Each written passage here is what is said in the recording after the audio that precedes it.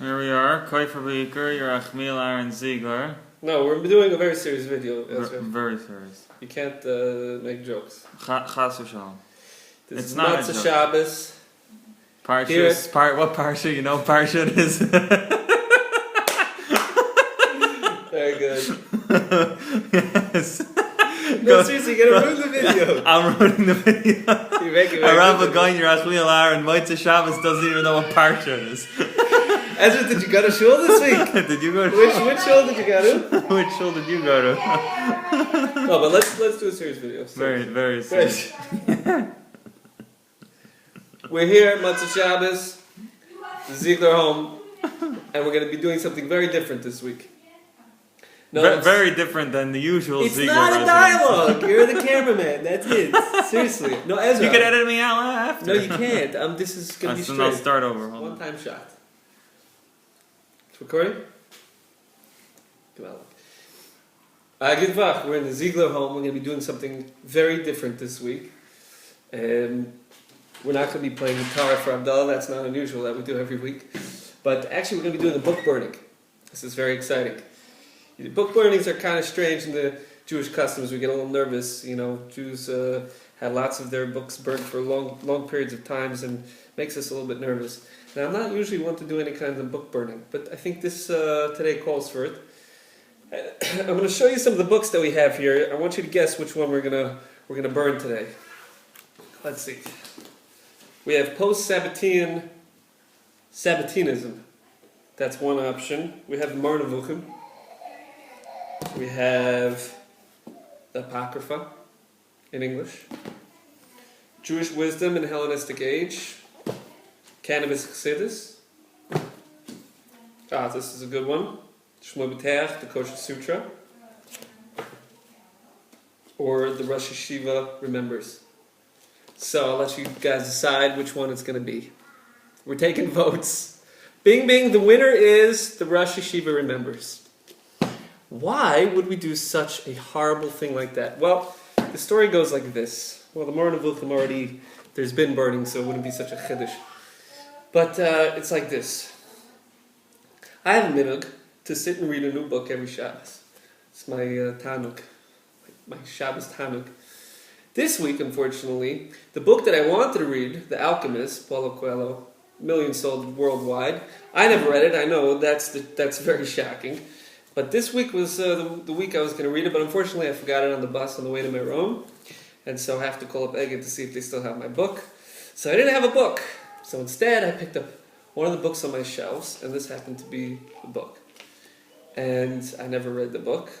Seems like I figured it's going to give me a little bit of inspiration, chizuk. Now, the truth is it's not my book. How did I get this book? These books are quite expensive in the Judaica store. I wouldn't shell out $25-$30 for a book like this, even though I'm sure it's a great book. But the reason I came to have this book was about a year ago. I was walking on the street and I found a box of books. And since I love books, I immediately peeked in and I saw these great books.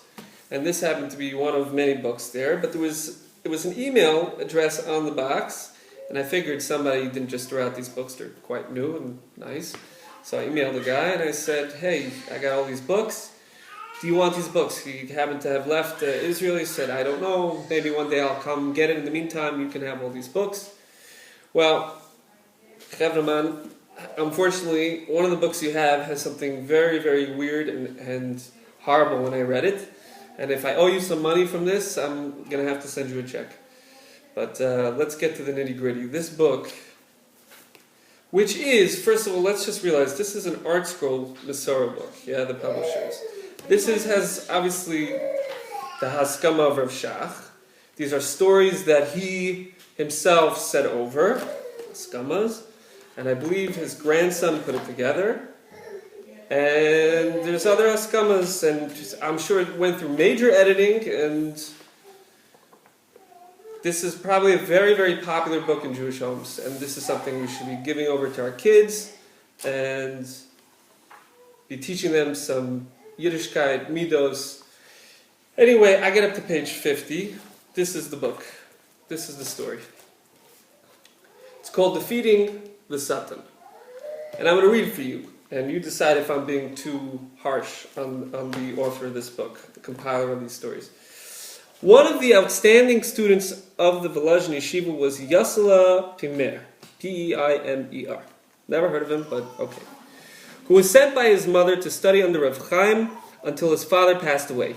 Yosela was both remarkable Eloi, he was a genius, and a phenomenal masmid. Yeah, he studied very hard. Okay? And he studied day and night. One day, a letter reached Rav Chaim from Yosela's mother. She wrote that she was unable to manage the family store and to support her small children by herself. She requested that Yosela return home to help out. Now, this mother sent the son to the yeshiva. Now she found it very difficult for him to be there, so she sent a letter that this son of hers should come home. Rav Chaim put the letter away without delivering it to the student. A few weeks later, a second letter arrived in which the mother complains that the son hasn't answered and that he should come home to help her. And that how come he didn't answer the first letter? Rav Chaim also puts this one away. A few months pass and another letter arrives from Yosela's mother in which she related that a fire had burned down her shop and left the family totally destitute. She demanded Yosela to come home and help his family in his time of desperation. Rav Chaim again put the letter aside and said nothing to the boy. Not long after, a letter arrived from the older sister, who wrote that their mother was desperately ill. She castigated her brother for his cruelty. Rav Chaim hid this letter as well. Finally, a final letter arrived with the news that Yosela's mother had passed away. It contains a plea from the forlorn orphans, begging their older brother to come home and feed them.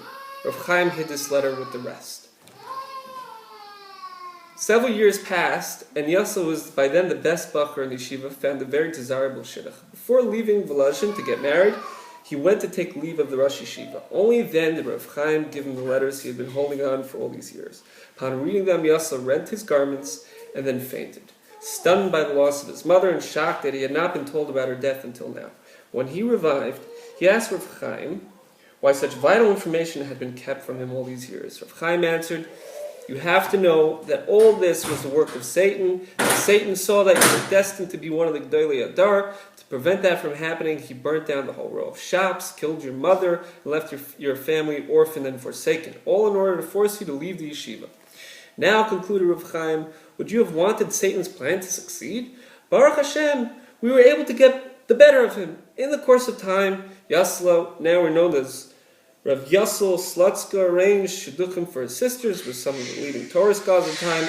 As penniless orphans, they were able to find such fine husbands, all because they were the sisters of the famous Gaon." And there ends the story. When I read this, I was completely shocked, completely dismayed. The depravity of this story is so shocking that this is something that we should be teaching our children.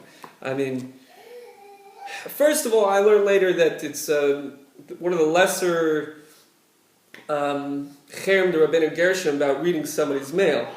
That's like a side issue, that the mail that somebody gets shouldn't be read by somebody else and definitely not held on to without them knowing. But that's just really the side issue.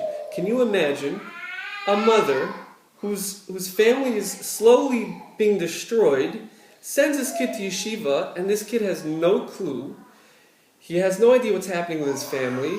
His mother dies because of this. His siblings cannot be fed. They have no money. But this Rosh Yeshiva decides it's for the best. That really, as long as you're sitting and learning Torah, it doesn't matter. None of this matters. This is what we're supposed to be teaching our children. I find this reprehensible. This makes me sick. Such an idea that this would be printed in this book. Okay, here we go. We're going to do the burning.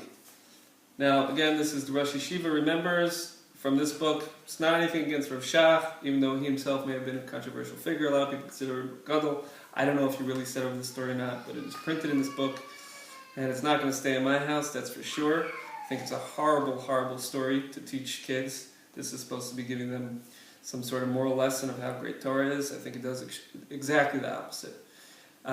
If you have this book, take a look for yourself. Maybe you want to throw out the whole book. Maybe you want to just rip out this page. Either way, here it goes. Shem Yichud Kutsh Brifu Shkente.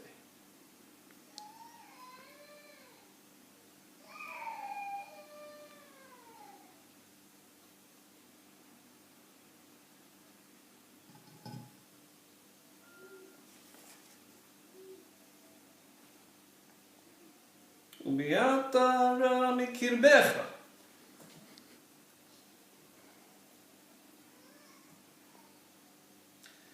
If it was before Pesach, we'd go with the chametz.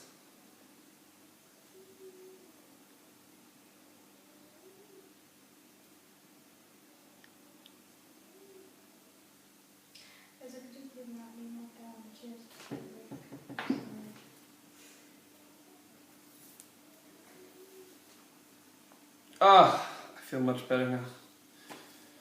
I'm not saying this is a great book still. I had a real desire to burn the whole thing. There's a lot of other things in here that I found disturbing, nothing quite like that. But if you want, I didn't get through the whole thing. I wanted to try to get as much as I can. But you can look at some other pages that I have marked. You can contact me. I can tell you what I thought about the rest of the book. But there are some great stories in there too, don't get me wrong. But certainly that one does not deserve to be in any book. L'chaim, have a good week, Yidden.